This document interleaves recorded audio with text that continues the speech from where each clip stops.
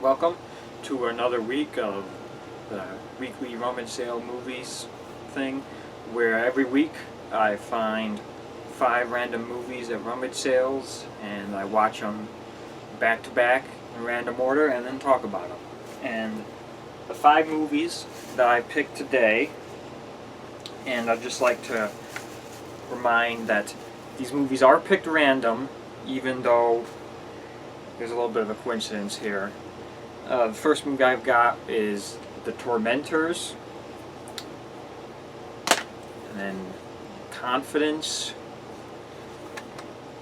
and I also have Intruders, which apparently stars Clive Owen.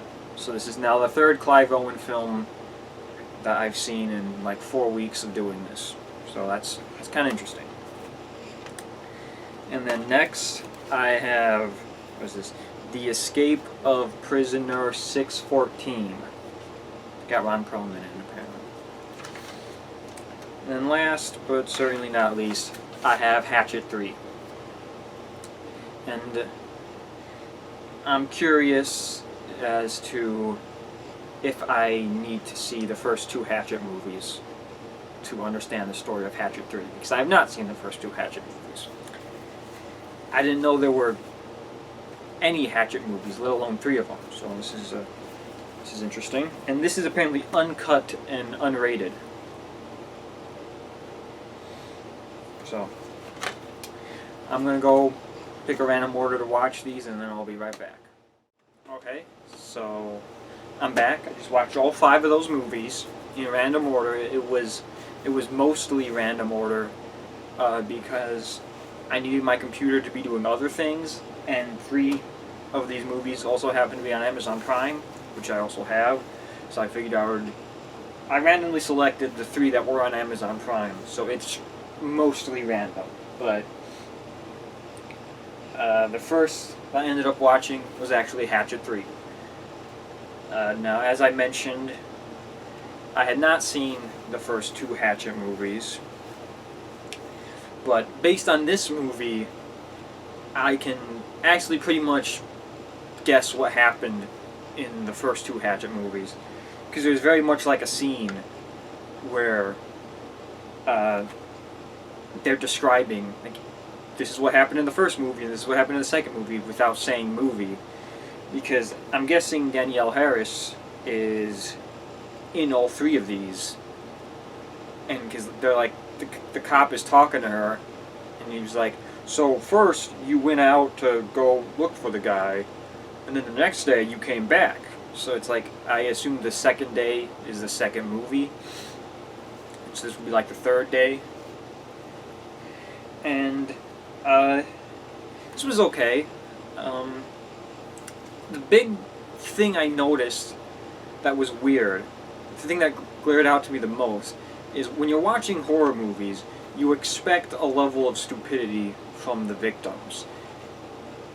But in this movie, the victims were like trained SWAT members, where you don't expect that level of stupidity from them. Like, there's one moment in particular where they come across Hatchet Guy's empty cabin, and you can't, the door to the cabin is open, but you can't see into the cabin. It's like pitch black in the cabin, so you can't see into the cabin if there were to be anybody in the cabin. So 2 SWAT guys just like lean, just like face towards the empty cabin without having searched it. Anything or anybody could be in that empty cabin. And I was like, okay, you know, Hatchet Man is going to come out of nowhere and pull them into the cabin and start killing them, which is exactly what happened. It's that level of stupidity that you would expect from, like, you know, stupid teenagers and babysitting people, which you get in other horror movies, but you don't expect that from SWAT guys and police officers, so that was a little strange. Then, like, the lead SWAT guy, there's a point in the movie where Hatchet Man rips somebody in half with his own 2 hands, which I should also mention, Hatchet Guy, I don't remember his real name, so I just call him Hatchet Guy. Hatchet Guy, he rarely uses a hatchet in this movie.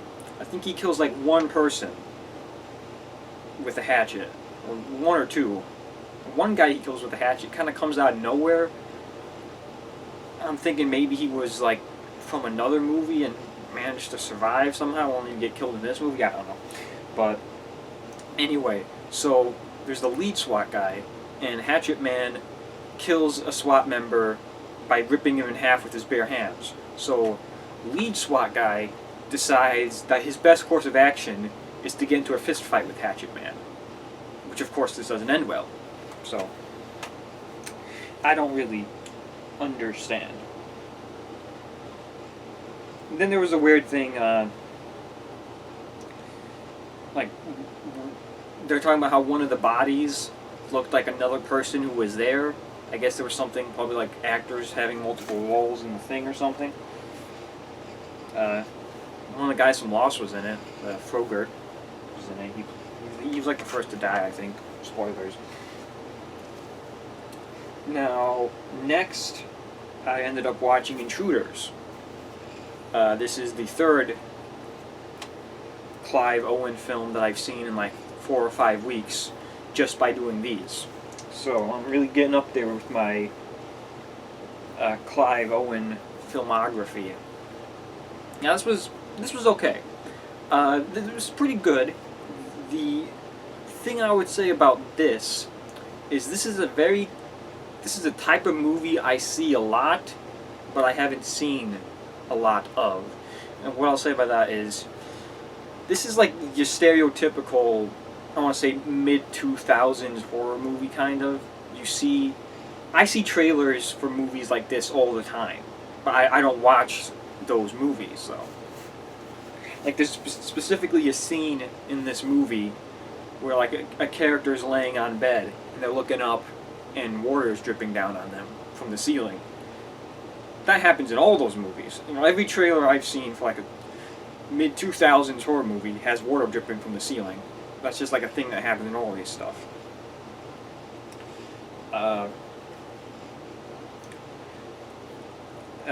And this is about like 2 kids who are simultaneously being attacked by the same thing, and there's a twist to that, which I called that twist about halfway through. So I'm getting kind of tired of that. I'm getting kind of tired of predicting these twists within these movies. I'd like a movie that's kind of with a twist I don't see coming a little bit, so that would be a little nice.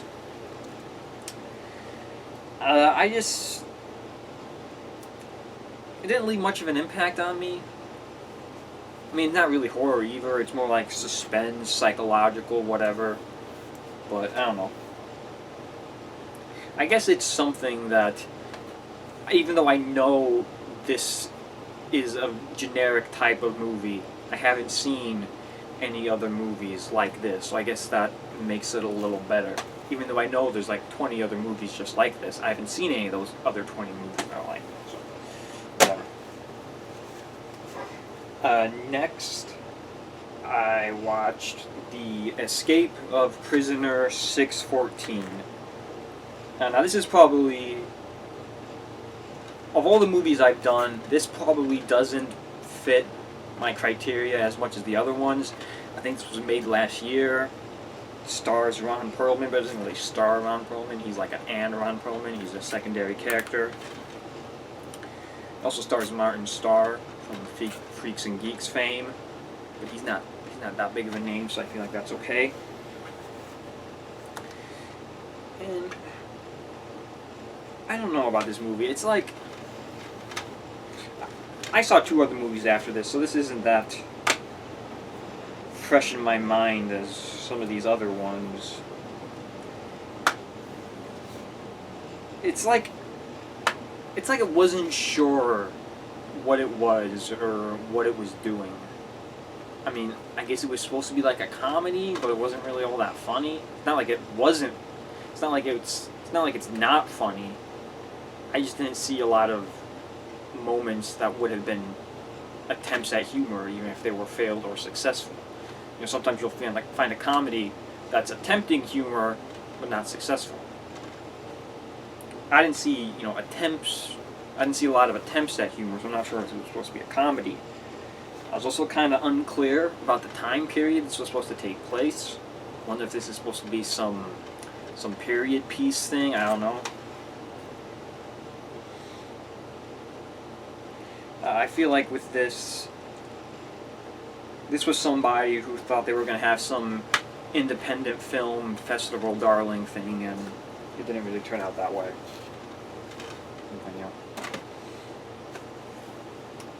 And next, I have Confidence, starring a couple people I've heard of, but I think this might be the first movie I've seen them in. Names that you're vaguely familiar of: Rachel Weisz, Andy Garcia. I know who Dustin Hoffman is, but I don't think I've ever. It might be one of my my first or second movie I've seen Dustin Hoffman in. And the main character is somebody named Edward Burns, who I can tell is clearly just Ben Affleck's stunt double, because he looks like he looks like Ben Affleck's stunt double. Somebody who looks vaguely like the actor they're supposed to be stunt doubling for, because you don't need your stunt double to look very close. You just need to look similar to. Again, with this, I predicted the twist, or at least one of the twists, because there's a couple twists that aren't that twisty, aren't that amazing. But I did predict, I guess, the biggest one, I should say, about halfway through. Which, again, it's kind of disappointing. Maybe I should stop trying to predict them. But it's not like I'm trying, it's just like something will happen and I'm like, oh, this is going to happen. I'm like, oh, this guy's going to do that. It's not like I'm trying. I'm not actively trying to make these predictions, because they don't all have a twist. But this is some heist movie, not really heist movie, but like a movie about like con guys who do this job, and I don't know. I just kind of found myself asking, like, so what? You watch the movie, you see the story, you're like, okay, so, what do you want me to do with this? How am I supposed to? You're giving me this information. What do I do with it? Like, what was the point? So.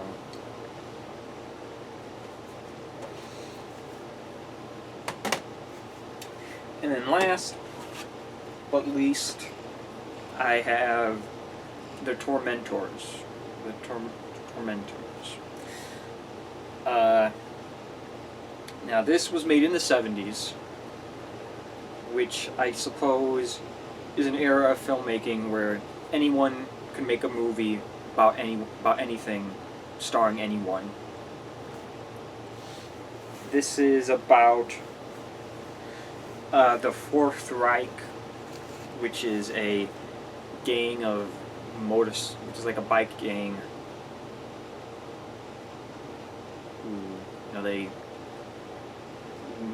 They're Nazis, obviously, and they're bad guys, and then like they kill one guy's fiance, so he wants revenge, so he infiltrates them pretty easily, and then yeah.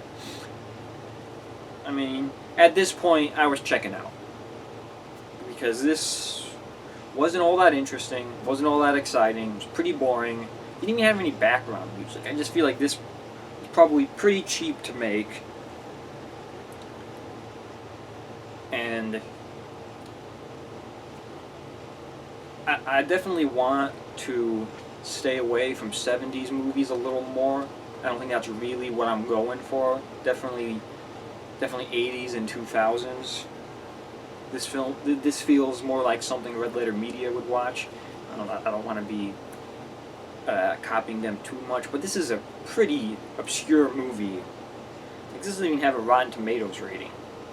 No Wikipedia page. These actors were like nothing. I haven't heard of. Definitely haven't heard of any of them. I don't know if they've been in too much else. The were things I wanted to say about this movie. It is the most recent one I watched, but I guess that's what happens when you go to bed after watching it and wait until the next day to film the second half of this. Yeah. There's some weird, like, orgy on the Nazi flag that takes place about halfway through. That was kind of weird, too. And the Nazi bikers, which it seems kind of like meaningless that they're bikers. They're rarely on bikes. Most of the time they're just like in their little compound thing. But the Nazi bikers, besides the fact that they were Nazis, didn't seem like they were that big of a problem. They just seemed like occasional nuisances. I think they could have done better in making them bad guys. There's some weird thing about like this guy calling himself the Messiah, and he was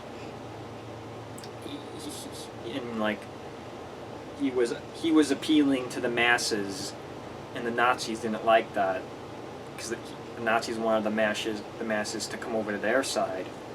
So they had this weird plot, which I don't think things work like this.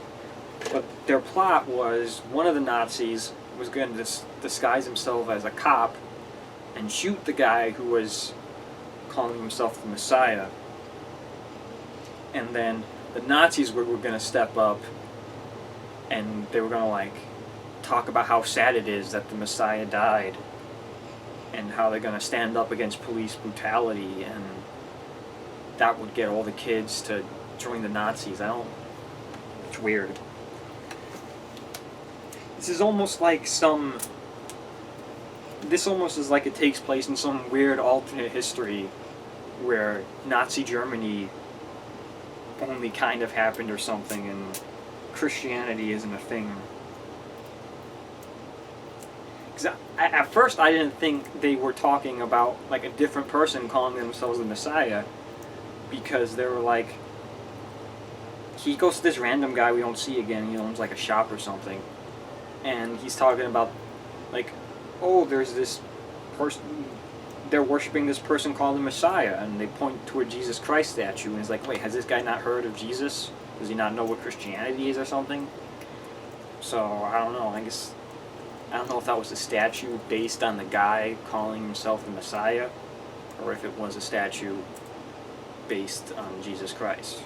I don't know. But yeah. Very 70s. It was like early 70s too, 71. And yeah, so I guess that's it for Rummage Sale Movies this week, and I will see you guys next time.